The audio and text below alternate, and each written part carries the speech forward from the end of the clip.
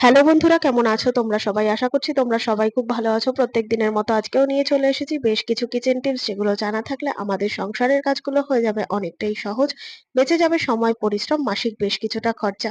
আজকে সেই রকমই বেশ কিছু জানা অজানা টিপস তোমাদের সাথে শেয়ার করবো, যেগুলো দেখলে আমাদের প্রত্যেক গৃহিণীর কোনো না কোনো উপকারে আসবে। চলো তাহলে আজকের ভিডিওটা শুরু করা যাক। বন্ধুরা, আমরা যখন গ্যাসের মধ্যে কোনো কিছু রান্না করতে বসাই, তখন এরকম ভাবে খুন্তি দিয়ে বারবার নাড়াচাড়া করার পর খুন্তিটা কিন্তু এদিক ওদিক কোথাও না কোথাও রেখে দিই। বিশেষ করে কিন্তু এরকম গ্যাস বার্নারের ওপরই বা গ্যাস স্টোভের ওপরই কিন্তু এইভাবে রাখি। আর এইভাবে রাখার কারণে গ্যাস স্টোভটা যেরকম নোংরা হয়, সাথে কিন্তু এই গ্যাস স্টোভের মধ্যে থাকা নানান রকম ধুলো ময়লা এই খুন্তির মধ্যে বারবার উঠে যায়। আর এই খুন্তিটাই কিন্তু পরবর্তী সময় আমরা আবার রান্নার মধ্যে টাচ লাগাই। তো এইভাবে দীর্ঘবার করার ফলে গ্যাসটাও তো অপরিষ্কার হচ্ছে, সাথে কিন্তু একটা আনহাইজিনও হচ্ছে। তো কিভাবে আমরা হাইজিন মেনটেন করব, তার জন্য এখানে নিয়ে নিয়েছি এই ফুড কন্টেনারের ঢাকনাগুলো। তো এই ধরনের অনেক কন্টেনার আছে আমাদের বাড়িতে, যেগুলো কিনা কাজে লাগে না, কিংবা কাজে লাগলেও এই কাজে যদি ব্যবহার করি, সেক্ষেত্রে কিন্তু কোনো রকম ভেঙে যাওয়া বা ফেটে যাওয়া বা নষ্ট হয়ে যাওয়ার কোনো ব্যাপার থাকবে না। শুধুমাত্র এই কন্টেনারের ঢাকনাগুলো যেহেতু ছোট হয়, তাই এই গ্যাসের মিডিল অংশটায় রাখতে কিন্তু খুব সুবিধা হয়। এইভাবে একটা ঢাকনা রেখে দাও। তারপর কি করো, এর ওপর কিন্তু এই খুন্তিটাকে বারবার রান্নার মধ্যে নাড়াচাড়া করে রাখো। তো এই ঢাকনাটা যদি শুধুমাত্র ময়লা হয়, তাহলে এই ঢাকনাটা শুধুমাত্র ধুলে মাজলেই কিন্তু পরিষ্কার হয়ে যাবে। আর সাথে কিন্তু গ্যাস স্টোভটাও একেবারে পরিষ্কার থাকছে, সাথে ধুলো ময়লা যে গ্যাস স্টোভের মধ্যে থাকছে, সেটাও কিন্তু বারবার খুন্তির মধ্যে লেগে যাচ্ছে না। তো কাজটা যদি এইভাবে করে নেওয়া হয়, একটু হলেও কিন্তু সুবিধা হবে। তো দেখে নাও পরের টিপস। আচ্ছা বন্ধুরা, এখানে আমি নিয়ে নিয়েছি টমেটো কেচাপের প্যাকেট। আর এই ধরনের যে টমেটো কেচাপের পাউচ প্যাকেট গুলো হয়, কিংবা কাঁচের বোতলগুলো হয়, যেটাই হোক না কেন, বোতলের মুখের কাজটা কিন্তু বা এই প্যাকেটের মুখের কাজটা কিন্তু এতটাই কেচাপ লেগে থাকে বারবার ঢালাপুরি করতে করতে, যে এই মোটা অংশটা কিন্তু দেখা যায় যে মোটা করে এরকম সস লেগে থাকে আর শক্ত হয়ে থাকে, যেটা কিনা আমরা প্রত্যেকদিন তো পরিষ্কার করি না। আর পরিষ্কার করলেও কিন্তু দেখা যায় দু একবার সসটা নেওয়া করলেই এই জায়গাটা কিন্তু এরকম শক্ত হয়ে লেগে থাকে, তার ফলে এই গা বেয়ে পড়তে থাকে। আবার কখনো কখনো পিঁপড়েও চলে আসে। তো তার জন্য কি করতে হবে, এখানে আমি নিয়ে নিয়েছি এক টুকরো তুলো। আর তুলোটাকে ভালো করে জল দিয়ে ধুয়ে নিয়ে এই মুখের কাজটা এইভাবে মুছে নাও। এটা শুধুমাত্র টমেটো কেচাপ না, সয়া সস থেকে শুরু করে যে কোনো ধরনের সসের মুখের কাজটাই কিন্তু এরকম শক্ত হয়ে থাকে। এমনকি বাসন্তী থেকে শুরু করে আচারের কৌটোগুলোর মুখের কাজটাও কিন্তু এরকম শক্ত হয়ে থাকে। তো ভালো করে তুলোর সাহায্যে জল দিয়ে ভিজিয়ে নিয়ে মুখের কাজটা পরিষ্কার করে নাও।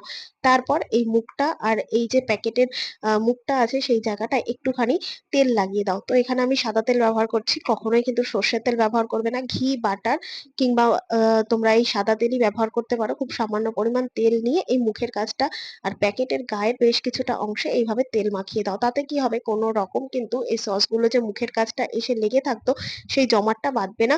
এই তেলটা কিন্তু সমস্ত সসকে অ্যাবজর্ব করে নেবে, আর সুন্দর মতো কিন্তু প্যাকেটটা পরিষ্কার থাকবে, কোনো রকম পিঁপড়েও আসবে না।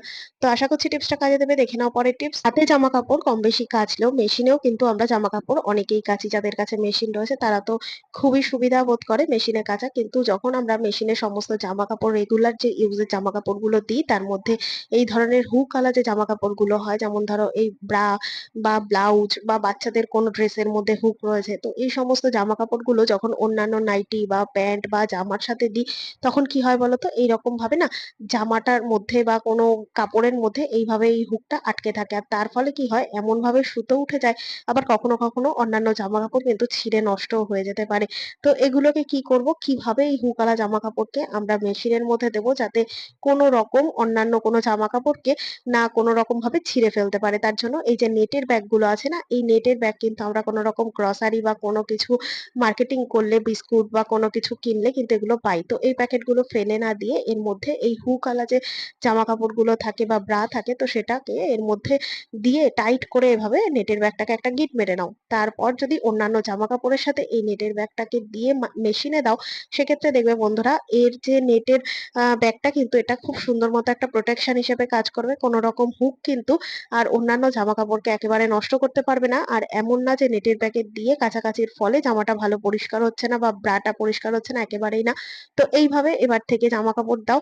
অনেক জামা কাপড় কিন্তু বহুদিন পর্যন্ত ভালো থাকবে। টিপসটা ভালো লাগলে প্রত্যেকের সাথে শেয়ার করতে ভুলো না। দেখে নাও পরের টিপস। বন্ধুরা, আমরা অনেকেই আছি জিন্সের প্যান্ট পরতে পছন্দ করি, কিন্তু এই ধরনের প্যান্ট গুলোর একটা অসুবিধা হয়, দীর্ঘদিন ব্যবহার করতে করতে দেখা যায় এর যে চেনটা রয়েছে, রানারটা, সেই রানারটা কিন্তু অনেকটা ঢিলে হয়ে যায়। আমরা অনেকেই জানি যে এইভাবে রানারটা চেনের সাথে আটকানোর পর যদি এইভাবে রানারটাকে আমরা উপর বা নিচের দিক করে টাইট করে রেখে দিই, সেক্ষেত্রে দেখবে কিন্তু লক হয়ে যায়, রানারটা আর নিচের দিকে নামে না। কিন্তু দীর্ঘদিন এই চেনটা পুরনো হয়ে গেলে কিন্তু এই রানারের যে লক সিস্টেম সেটা কিন্তু কেটে যায়। তো তখন যেভাবেই আমরা রাখি না কেন, এই রানারটাকে ওপর নিচ বা নরমাল ভাবে রাখি না কেন, প্যান্টের চেনটা কিন্তু আস্তে আস্তে খুলে যায়। আর এটা যে শুধুমাত্র প্যান্টের চেনে হয় তা কিন্তু নয়, অনেক অনেক হয়। জামাতেও যদি এরকম চেন থাকে সেক্ষেত্রে অসুবিধা হয়, কিন্তু জামার চেনে তো অসুবিধা হয় না, প্যান্টের চেনটাই যাতে টাইট মতো থাকে। তো তার জন্য এখানে একটা ছোট্ট টিপস, যদি এইভাবে বারবার চেনটা খুলে যায় তাহলে কি করতে হবে। রাস্তাঘাটে কিন্তু আমরা অপস্যুতের মধ্যে পড়ে যাই, তার জন্য নিয়ে নিয়েছি এরকম একটা রাবার ব্যান্ড। যে কোনো কালার রাবার ব্যান্ড নিতে পারো, আর যদি কোনো ব্ল্যাক কালার রাবার ব্যান্ড থাকে তাহলে তো খুবই ভালো হয়। এই রানারের পিছনের অংশটায় এইভাবে একটা গিঁট দিয়ে নাও রাবার ব্যান্ডটাকে, তারপর টাইট করে ওপর পর্যন্ত রানারটাকে টেনে এই যে রাবারটা রয়েছে না, রাবারটাকে এই ওপরের বোতামটার সাথে ২-৩ প্যাঁচ দিয়ে টাইট করে আটকে নাও। তারপর প্যান্টের এই বোতামটাকে আটকে নাও। দেখবে বন্ধুরা একেবারে কিন্তু এই রানারটা কিন্তু উপরের দিকে উঠে একেবারে লক হয়ে রয়েছে, কোনো রকম কিন্তু আর নিচের দিকে নামবে না। আর যখন প্রয়োজন পড়বে তখন এই বোতামটাকে খুলে যদি রাবার ব্যান্ডটাকে ঢিলে করে দিই, সেক্ষেত্রে কিন্তু রানারটা আমরা আবার নিচে নামাতে পারবো। তো হুটপাট কিন্তু রাস্তাঘাটে কখনোই আর খুলে যাবে না। তো আশা করছি টিপসটা কাজে দেবে। দেখে নাও পরের টিপস। আচ্ছা বন্ধুরা, রুটি তো আমরা প্রত্যেকেই করি। রুটি করার জন্য যে আটাটা মাখতে হয়, সেই আটা মাখাটা অনেক সময় হয় জল এতটা বেশি পড়ে যায় যে আটা মাখাটা কিন্তু এতটাই নরম হয়ে যায় যে এই আটা মাখাটাকে কিন্তু ঠিকঠাক করা যায় না। তো এই আটা মাখাটাকে ঠিকঠাক করার জন্য আমাদের আরেকটু গুঁড়ো আটা মেশাতে হয়। আবার অনেক সময় হয় গুঁড়ো আটা মেশালে পরে অনেকটা পরিমাণ বেড়ে যায় দেখে কিন্তু আর আমরা গুঁড়ো আটা দিতে চাই না। যেটুকুই নরম আছে সেটাকেই ভালো করে একটু মেখে নিয়ে যতটা টাইট করা যায় টাইট করে নিয়ে তারপর রুটিটা বেলে নিই। কিন্তু এভাবে কিন্তু ঠিকঠাক মতো রুটি বেলা সম্ভব হয় না। বারবার লেগে যায় বেলন চাকির মধ্যে। তো কিভাবে এই আটা মাখাটাকে আমরা কোনো রকম গুঁড়ো আটা ছাড়াই ঠিক করে নেব, তার জন্য প্রেসার কুকারের মধ্যে দিয়ে দিয়েছি একটুখানি পরিমাণ জল, আর তারপর আটা মাখার বাটিটাকে এইভাবে প্রেসারের মধ্যে বসিয়ে ঢাকনা দিয়ে বন্ধ করে দেবো। তারপর একটা সিটি দেওয়া পর্যন্ত অপেক্ষা করব। তবে এই কাজটা কিন্তু কখনোই খালি প্রেসার কুকারে করবে না। যখন কোনো কিছু আমরা সেদ্ধ করতে বসাবো, চাল, ডাল বা কোনো কিছু সবজি সেদ্ধ করলাম, তখন কিন্তু এই কাজটা করে নিতে হবে। কেননা খালি গ্যাসে যদি এই প্রেসারের মধ্যে আটাটা দিই তাহলে কিন্তু গ্যাসটা এক্সট্রা খরচা হয়ে যাবে। তো এক কাজে দুটো কাজ হয়ে যাবে। এদিকে সেদ্ধও হয়ে গেল, এদিকে কিন্তু আটাটা যে নরম ভাবটা ছিল বা এক্সট্রা যে জলটা ছিল সেটা কিন্তু খুব সুন্দর মতো প্রেসার কুকারে সিটি দেওয়ার ফলে অ্যাবসর্ব হয়ে গেল। তো এরপর আমি এই সাঁড়াশির সাহায্যে বাটিটাকে তুলে তোমাদেরকে দেখাচ্ছি যে কি পরিমাণ নরম ছিল। সুন্দর মতো কিন্তু কোনো রকম গুঁড়ো আটা মেশানো ছাড়াই এই ডোটা কিন্তু টাইট করে নিতে পারলাম। আর এইভাবে করে নিলে যেরকম একদিকে আমাদের প্রেসারে সেদ্ধও হয়ে যাবে, আটাটাও কিন্তু টাইট হয়ে যাবে। আশা করছি আজকে সমস্ত টিপস তোমাদের কাজে দেবে। ভালো লেগে থাকলে লাইক, কমেন্ট, শেয়ার করে পাশে থাকবে। আমার এই ভিডিওটা তোমরা কে কোথা থেকে দেখছো কমেন্ট করে জানাতে ভুলবে না। দেখা হবে আবার অন্য কোনো ভিডিওর সঙ্গে। ধন্যবাদ।